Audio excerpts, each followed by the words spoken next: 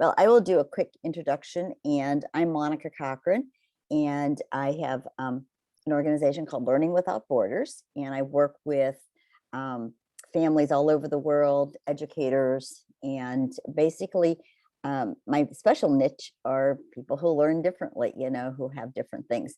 And my partner had a family emergency today, so I'm on my own. Usually we do it together. And so she's usually the person who likes to do lots of the techie, let's do this, let's do a Jamboard. So I may just streamline the whole thing and we may just talk. And we're a small enough group too. So we may just go ahead and talk. But I've been an alternative educator for 40 years. Did home learning with 2 of my kids. And I've been working with other families since 1997. First at Lara for 10 years, and then I worked at Self Design for 10 years. And I was really, I think Jules and I were talking, I got a chance to be mentored by Brent Cameron, which was another big jump in my growth 15 years ago, maybe almost 20 now. So it's been really exciting. And hi, Laura, welcome. We're just doing some quick introductions before we jump into the topic. Do you want to do a quick introduction, or I know you're probably driving, so you might want to just unmute. She might not be able to. I can do an introduction for Laura because Laura and I work together on a volunteer project, but she's working on a really amazing project in Nevada with, I think it's called the Lab. Oh, there she is. Hey, Laura. Let's do a quick introduction. Oh, I have 2 screens going, and I'm like, it wasn't working on one, and that happened to me. I got it. Yes. Good. Let's do a quick introduction, okay? Okay, I'm Laura Watson in Reno, Nevada, and I'm working, I had my own Agile Learning Center. It was short-lived, but I have combined efforts with Mary Alber, who I know she's been on a couple of these, she's been participating. We are creating a Thrive Lab in Tahoe and a Thrive Town in Reno. And basically that is kind of a co-working, co-learning community center for self-directed project-based education, career, helping kids with their career choice, and really trying to provide another option. There aren't any, I mean, aside from Montessori and Waldorf, there are no other options besides homeschooling in Reno. So trying to kind of network everything and include metaversal learning and high technology. So talking to some of the technology leaders at UNLV, that University of Nevada, Las Vegas. Yeah, so that's what we're working on. It's a big project. Good. Anything special you want to leave with today? Monica, I always enjoy listening to you. So your wealth of knowledge. So I'm sure I will gain something new. Okay, sounds wonderful. All right, well, I'm going to share my screen. And if somebody, maybe Aaron or somebody can watch the chat, somebody who's in a stable place, because I don't do very well with that. So I'm going to just share my screen, and then we'll just move through. I have a few slides, not a lot, but sometimes I find that too many words just muddy the water. Can you all see my screen? Okay. Yeah, I'm going to do a slideshow here. So Kathy and I have done a number of things together. And this one is one of my favorites because I think if we're not thriving as adults, one of my favorite people is Bruce Perry, and he says a regulated adult is the best prevention for a dysregulated child. So I think we have to take care of ourselves. So that was what we just did just now. And Kathy's not here. As I said, she's had a family emergency, but I do a lot of different things. Somebody was asking me yesterday, how do you go on your own? And I think it's by having a things that fit together, that fit with you. And so I do a lot of different kinds of work with educational therapy, support services, parent education, transition planning, and unfortunately, the last 20 years, trauma-informed education. So it's really helpful. And this is really what we want to talk about, is just what someone said, how do have a better understanding of this stress cycle, because you can break it. But if you don't know it, you will go into, as Jules mentioned, you will go into burnout. And then some emergency strategies, and then how to tap into your strengths a little bit. And that's just, we're just going to touch on briefly, and some long-term strategies. So hopefully we can get to some of these. So the first thing you need to do is you have to create an awareness of your body. Okay, because if you're not aware of it, and the best one is to notice your breath. So if you take a, and this is the key thing, and you can do it with me. You take a breath in and you take a breath out, but make sure your exhale is longer than your inhale. And this is a number one strategy. And but you won't do it, because when we get upset, or we start breathing through the upper chest, and we've seen it, right? And then when we cry or we go to sleep, or if you watch a baby breathe, they breathe through this way. So that's one of our number one strategies. But this pattern of stress that we've been talking about, we've been in COVID or pandemic mode for over 2 years now, right? 2.5 years. And so what's happened is most of us were probably over here in this predictable, moderate, controllable, which builds tolerance, and we get resilient. But over time, I think a lot of us are moving over here, right? And the term that I heard, VUCA, I don't know how many of you have heard of VUCA before. It's volatile, uncertain, complex, and ambiguous. And so we've been kind of living with VUCA, and it's not just kids. And so when that happens, it sensitizes us and we become more vulnerable. And this is from the work of Bruce Perry. It was one of the first workshops I went to when we went into COVID, and I use it all the time, because we need to begin to recognize what the pattern of stress really is. Once we understand it, then we can do something about it. I don't know if anybody's familiar with the work of Stephen Porges. He does something called the polyvagal theory. And basically what he's saying is, under our awareness, which is good, is an autonomic nervous system. It's in the base of our brain, and it's what controls our breathing, our digestion, and it has its own system that detects danger, and it's called neuroception. And when we detect danger, we leave this, what we call social, and again, there's really, really lots of complex graphs of this. I like this one. I use it with kids and adults. So we leave a system called social engagement, where we feel comfortable with people, and we go into something called fight and flight. And you guys are all familiar with fight and flight. We've been around it for a long time. But the key thing about the fight and flight is that it's not a bad thing if, as we were calling at the beginning of COVID, if we could flatten that curve. So if we can play, that's a combination, and that's a good one. We get a little bit of excitement, right? However, if we stay in fight and flight, then we get stuck, right? And then our body is kicking out adrenaline and developing cortisol, and it's just not healthy for us, physically, mentally, emotionally. And then there's a third part that we don't talk about. And this one I think is really important, especially for trauma survivors, because sometimes they can't fight. They just freeze, they shut down. And sometimes people say, why didn't that person fight back?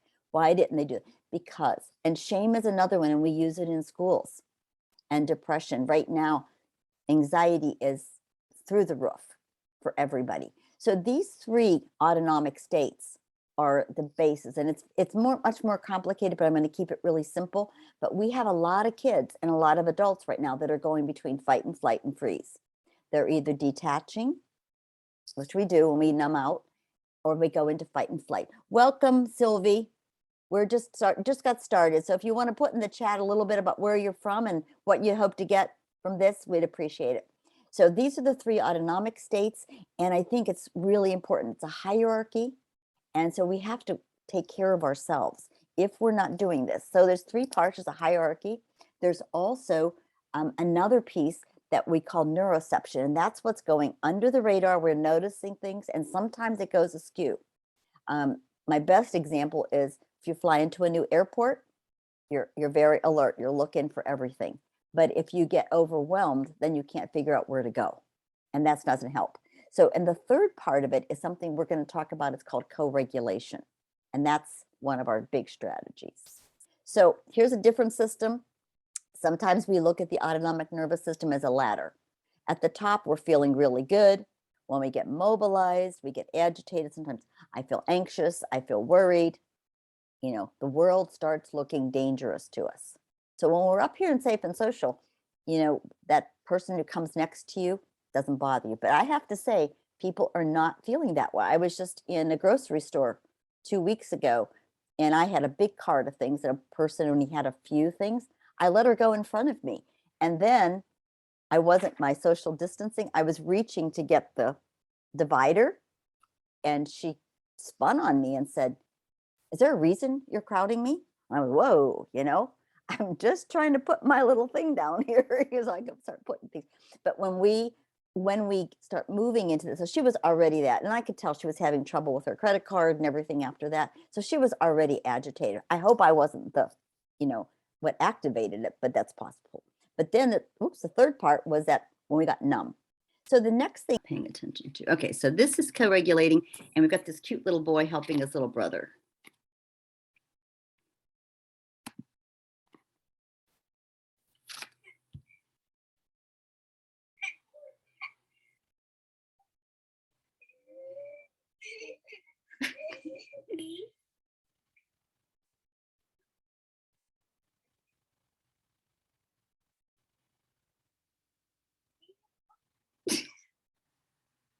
And I love that one because he is so cute.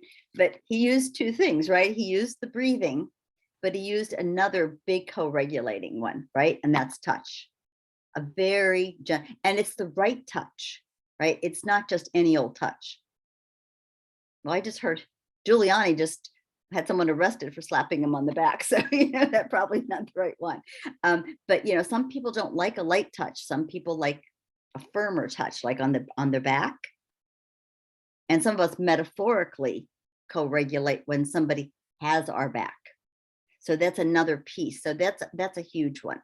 And if you guys have other things, we're going to talk a little bit next about co-regulating things. Oh, go away, go away. Okay, so this is for you guys, and I'm going to stop screen sharing because I like to see people. This is, and again, this is your take-home stuff. So just from what you know so far, and just from your own life, I'm going to give you a choice. I think I've seen the same in the six. Oh yeah, kids do it all the time. It's amazing. I've seen 2-year-olds. I've worked in toddler programs. I ran a toddler program. I've seen 2-year-olds come over and help each other, right? And then I have had babies who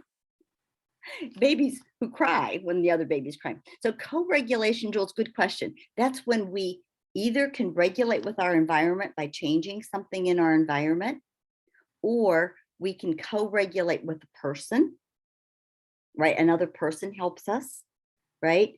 Or we co-regulate with ourselves. That's what the breathing is. Okay, it's a regulating. But usually we're always working with kids. We want to help them learn to self-regulate. And actually what we have to do is co-regulate with them first. Okay, and we do it with babies, right? We don't, well, at least hopefully you don't let your babies cry forever, right? We do it with young children, right? But afterwards, we don't always co-regulate as well. So there's all different ways. So we're going to talk some of the ways that we can talk, but I'd love to hear from everybody. What I was going to do, if you're all okay with it, I was going to see if we could put you into some breakout rooms. Are you okay with that? Okay.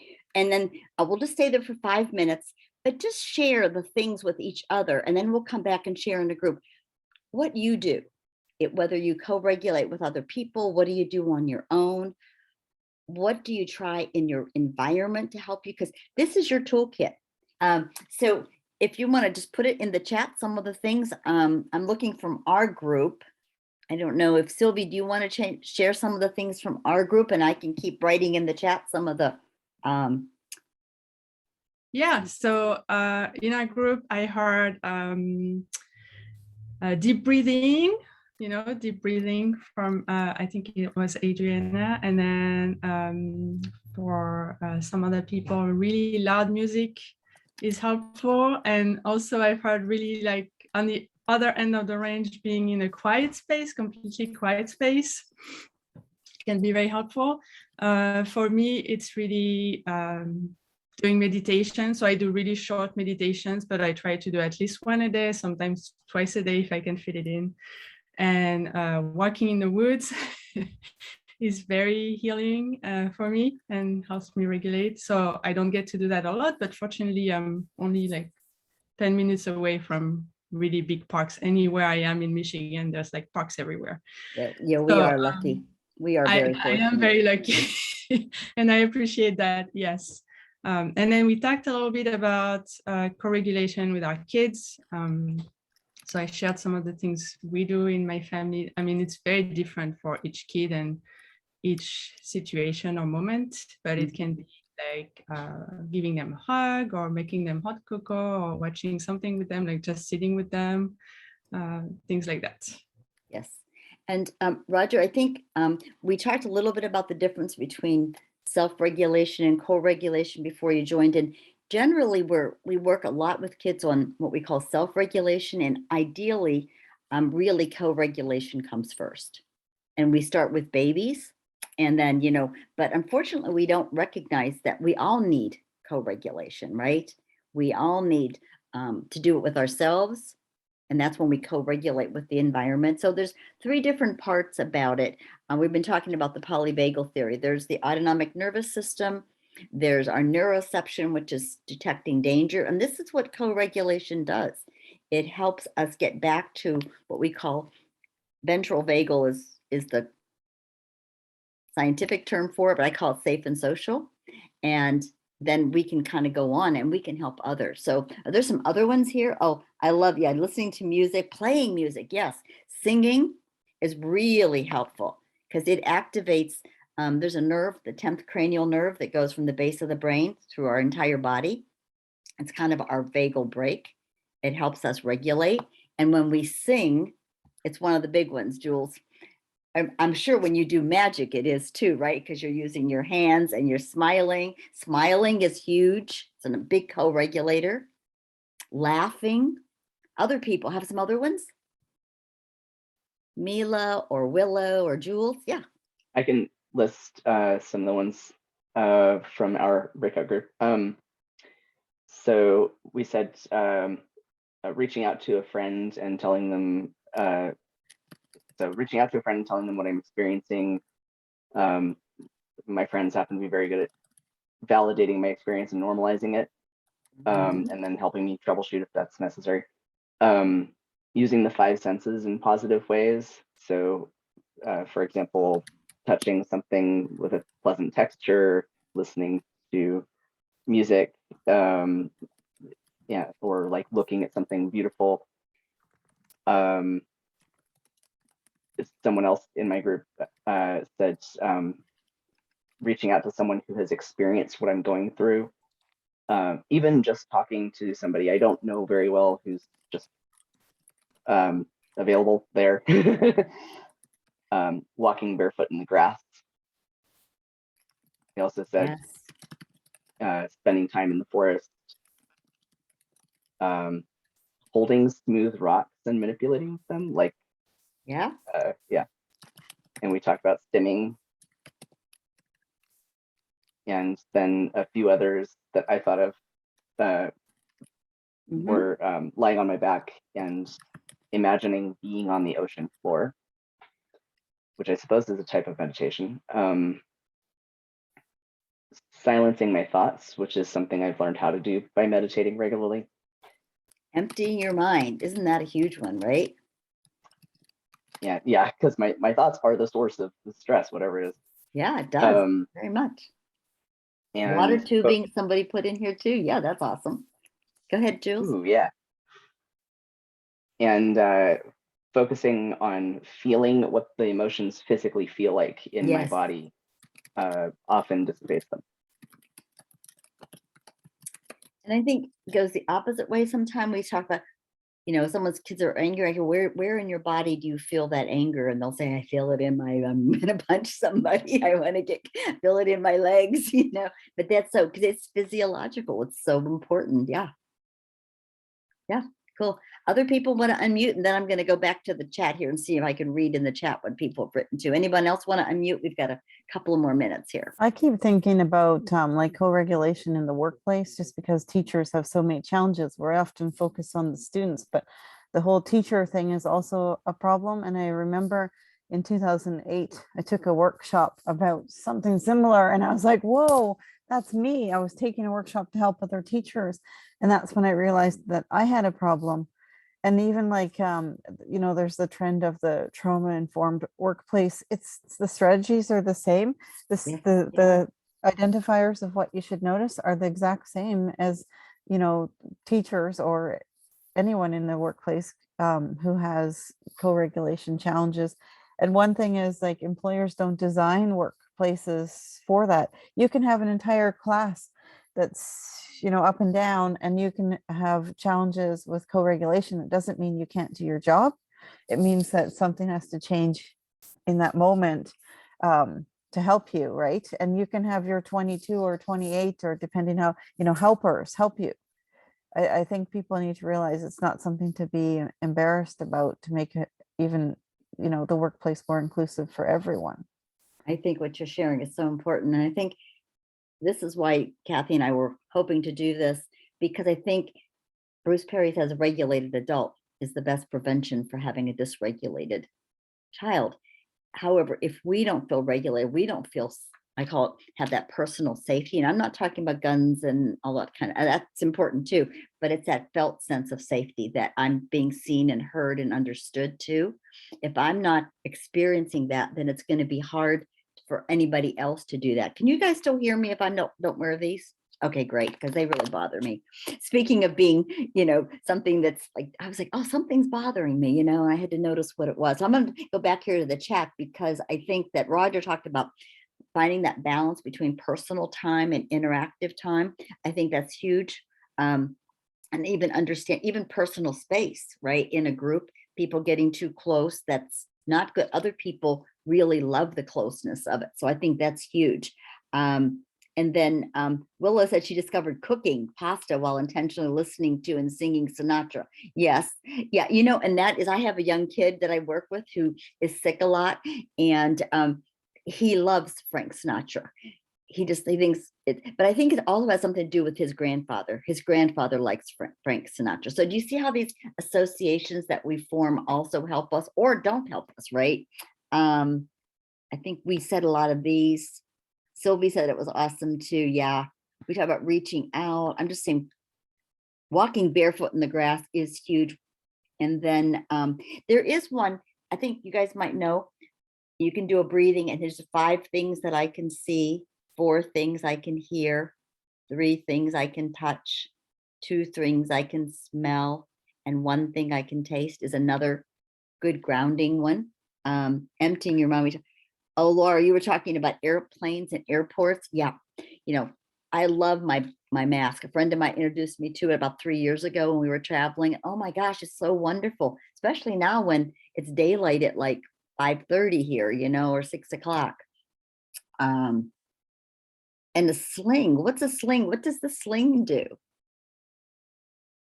Keeps people from bumping into him. Interesting. Oh, that's very, very clever. And if they do, he will wince in pain, and they stop. They make sure to keep their distance. I love it. I love it. Someone else put intentionally, yeah, intentionally being in nature. You know, and they've done studies, even looking out the window helps. Gardening, yes, Sylvie, I find gardening. Not everybody does, but I find gardening very helpful. If I miss anybody, woodworking, yes, Bruno. That's so calming for so many people. The touch of wood. Oh yeah. And funny, I don't know, what do you like to watch on Netflix, Jules? Usually really, really light candy type things that don't take deep thought and just have feel good emotions. Yes. Anime is great for that. Yep, there you go. I like, I got, if it's not a comedy, I got enough drama in my life. I don't need to watch more.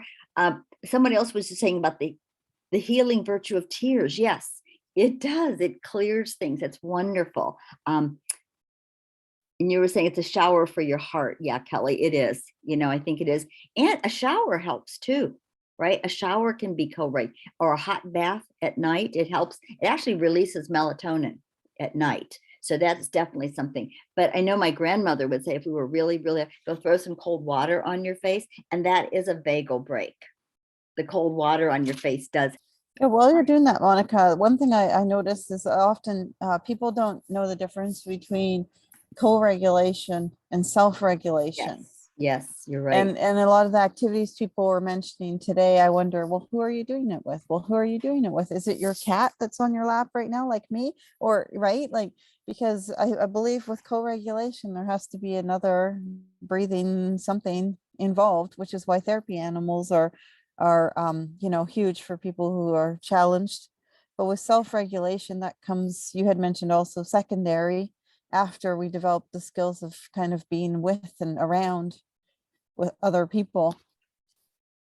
Yeah, I think what you're bringing up is really important. I'm going to just talk through it since I'm not able to get to my slide real fast here. But I think that the co-regulation usually is what we help younger people do, you know, babies, we co-regulate. And one of the classic ones is rocking, right? Because that comes from the somatosensory from when we were in the womb.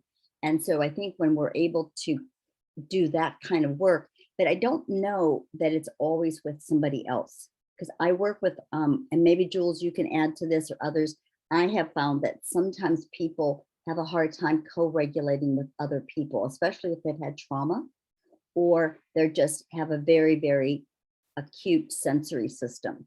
So sometimes we have to find things that they can regulate, and it can be rocking, it can be swinging, it can be walking.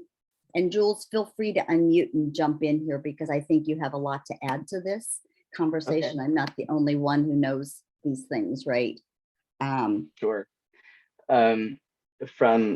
Certainly from a magical perspective, everything is conscious.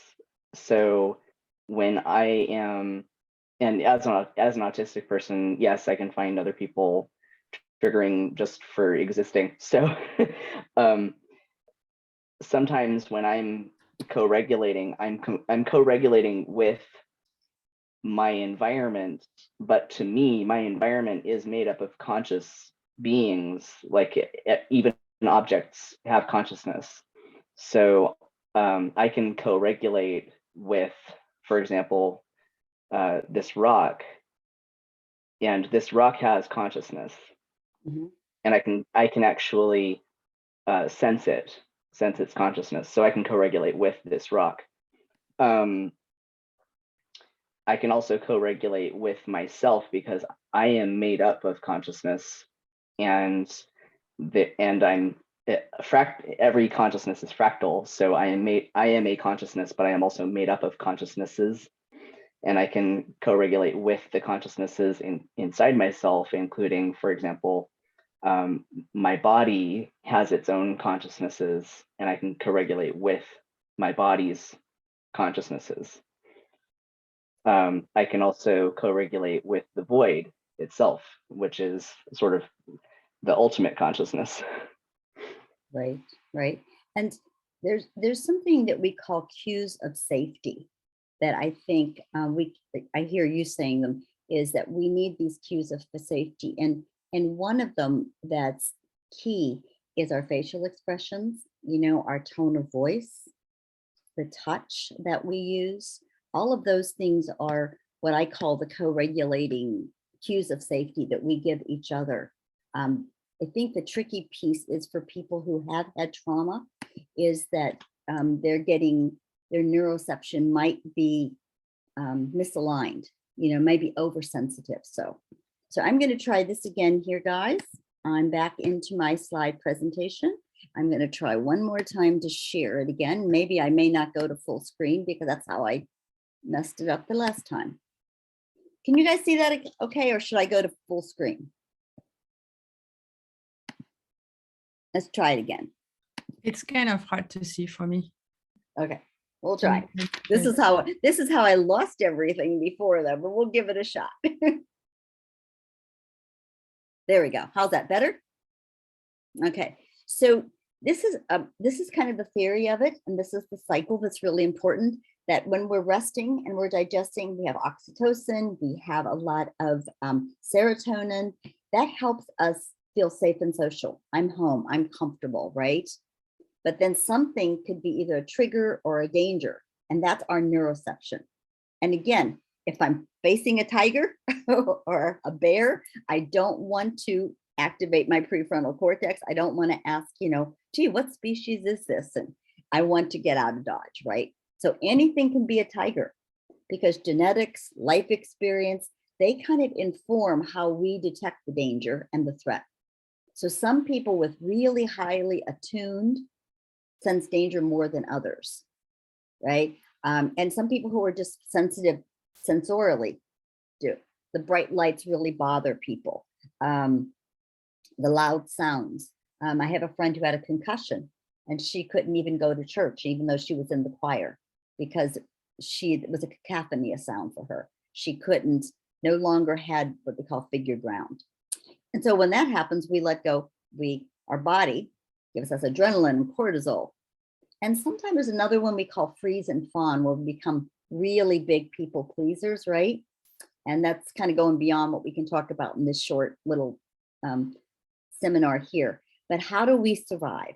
And I think, Jules, you were saying some of it is conscious, and some of it, Erin, you were talking about, is unconscious, like authentic communication. Sometimes we avoid, sometimes we fidget, right? Sometimes we numb out, and sometimes we absolutely collapse. Karen, you've got your hand up. Do you want to share? Yes, I also want to talk about a sensitivity sensorially to emotions. Yes. My children are extremely sensitive to people's states. It's like a superpower for them. Yep. And sometimes, people, because we give off energy, there's energy and we call it entrainment even. Let's see if I can let somebody in here.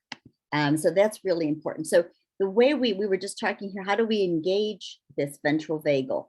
And your kids probably are very, very sensitive to facial expressions also. The tightening of the jaw right here. And that's a huge one. Some kids are very, they can tell where your eyes are going. So all of the things down here in the lower left corner, singing, humming, chanting, those are things you can do on your own. Conscious breathing, guided meditations you can do by yourself.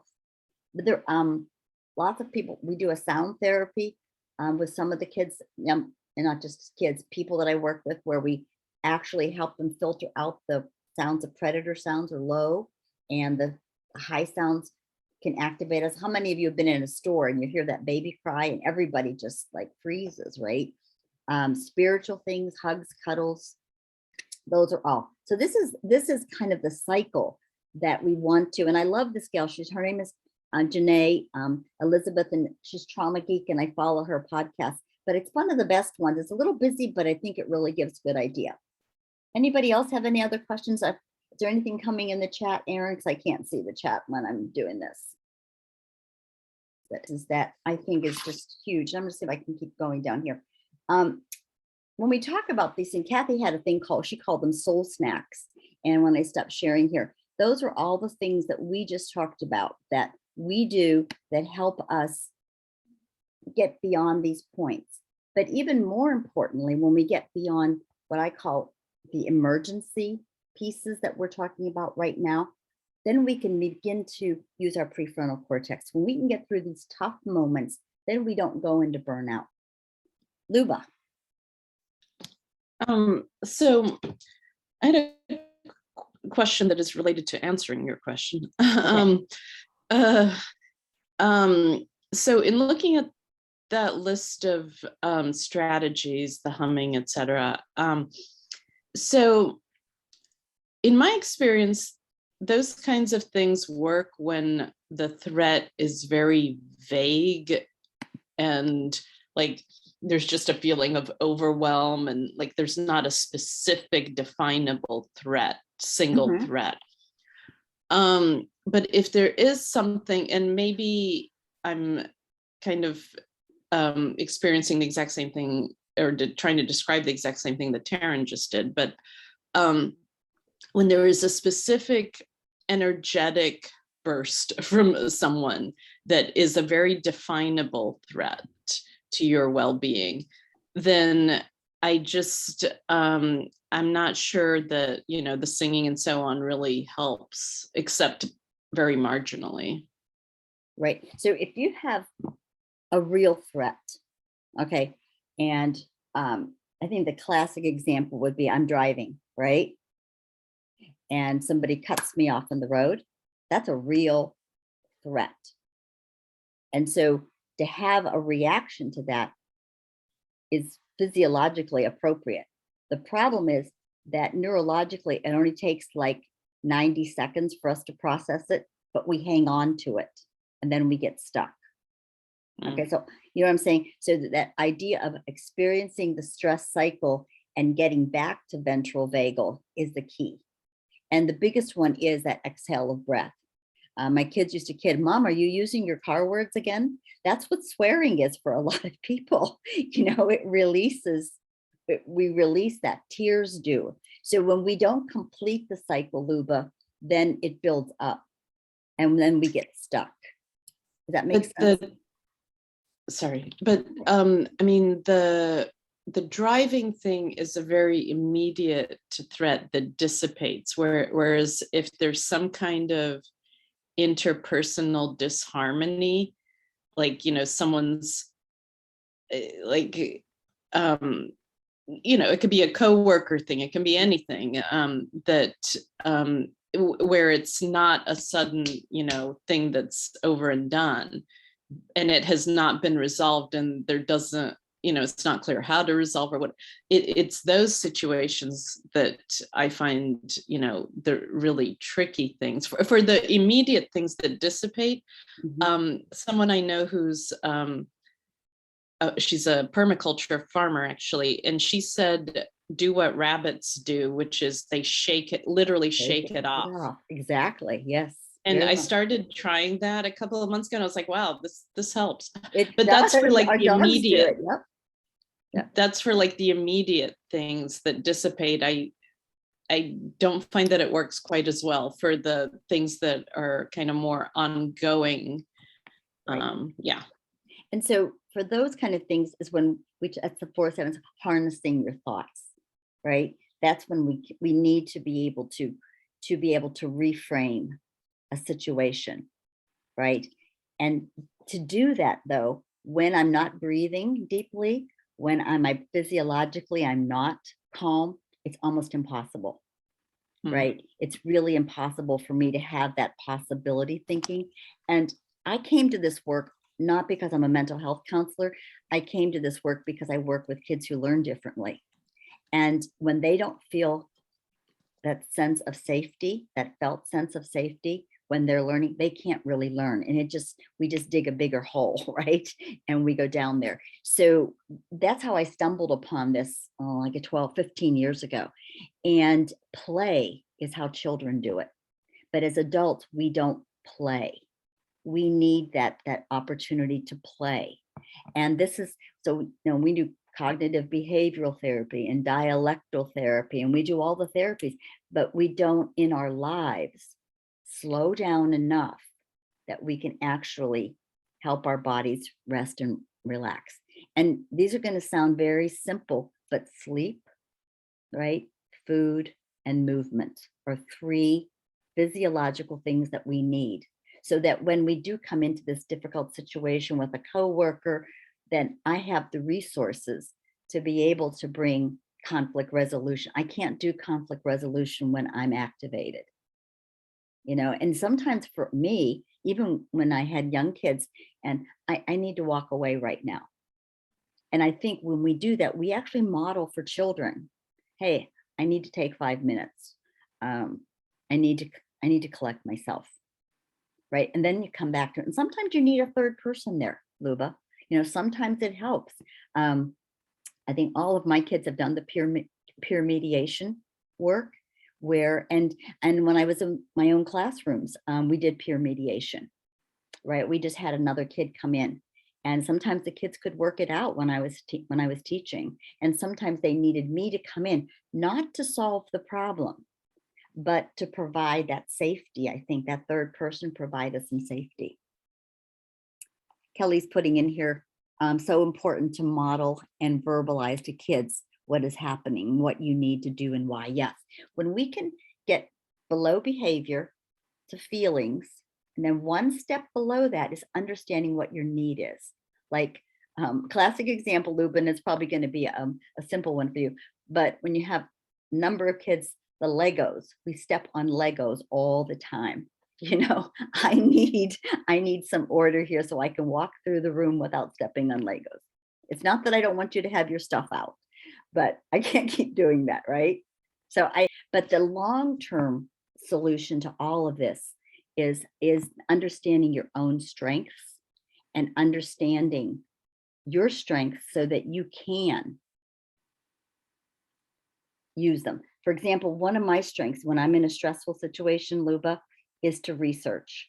When my son was in a terrible car accident, I went into cognitive thing. Okay, I've got to learn as much about brain injury as I can.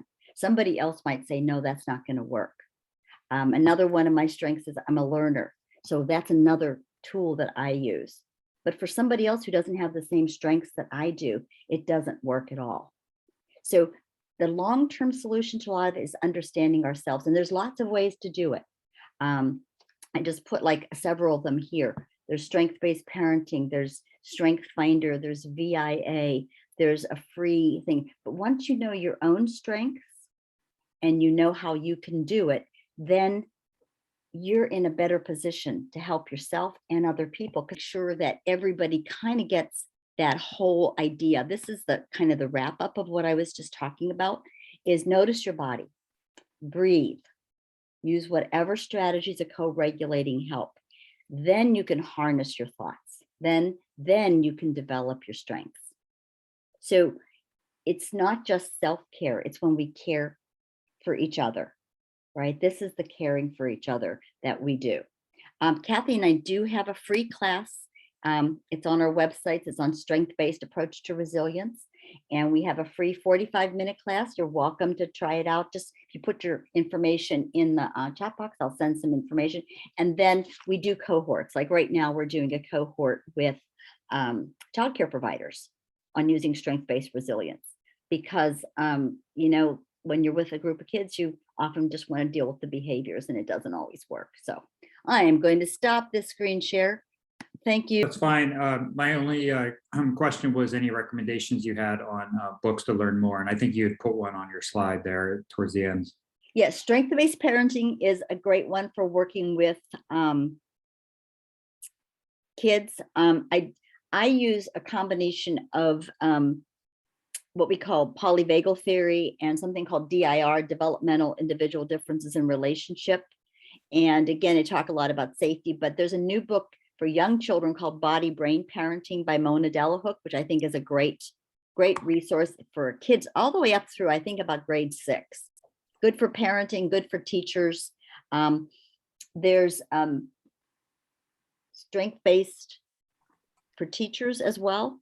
We have a resource list also. If you're curious, I can send you some, but those, I like strength-based parenting because it talks about the kids' strengths and it talks about yours. And whether you're a teacher or you're a parent or a child care provider, when you know your own and then you know your child's, because if you have a child and they have a great section on strength spotting, you know, how do you spot the strengths with little kids? You know, they're the things they're good at, they're the things they're attracted to.